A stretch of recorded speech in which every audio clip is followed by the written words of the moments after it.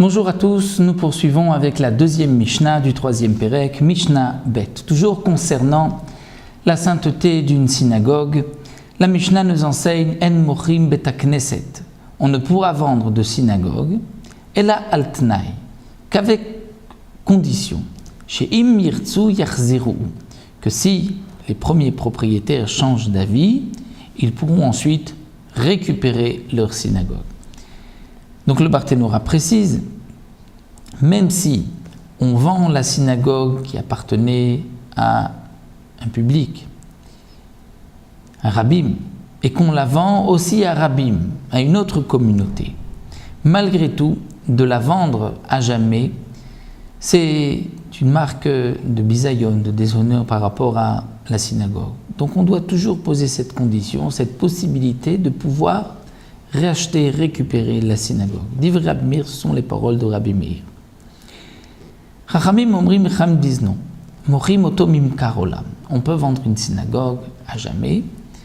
Ce n'est pas une marque de bisayon, ce n'est pas dénigrer la synagogue. Mais chutz me'arba dvarim, on doit préciser dans le contrat que la synagogue ne pourra pas être utilisée pour une de ces quatre choses-là, c'est-à-dire la mechatz.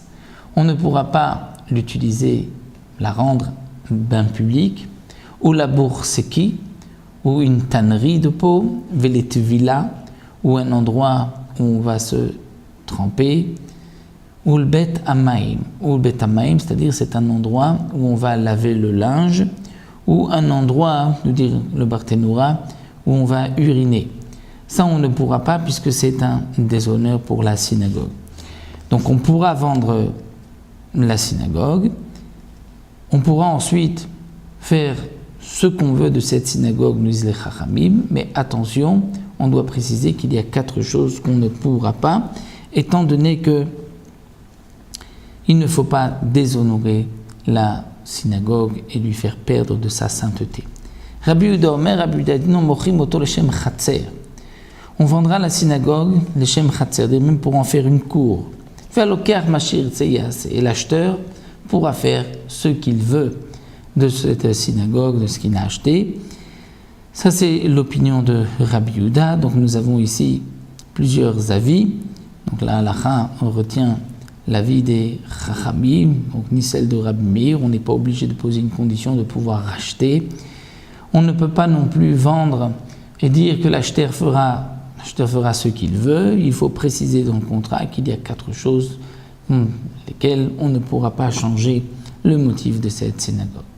Donc là encore, la Mishnah nous a enseigné une halakha de la synagogue lorsqu'on vend une synagogue. Donc comme nous l'avons vu, c'est la synagogue d'un village qu'on avait le droit de vendre. Bien sûr, avec l'argent de cette synagogue, les vendeurs, les premiers propriétaires devront acheter quelque chose qui a une plus grande sainteté, comme nous l'avons vu dans la première Mishnah. Ici, dans cette deuxième Mishnah, nous avons vu que même si une synagogue est vendue, on ne pourra pas la transformer et en faire ce que l'on veut, un bain public, une tannerie, ça on ne pourra pas. Dans la Mishnah Gimel, nous verrons le din d'une synagogue qui a été détruite, en ruine. Est-ce qu'elle garde quand même sa sainteté? Ça nous le verrons dans la troisième Mishnah.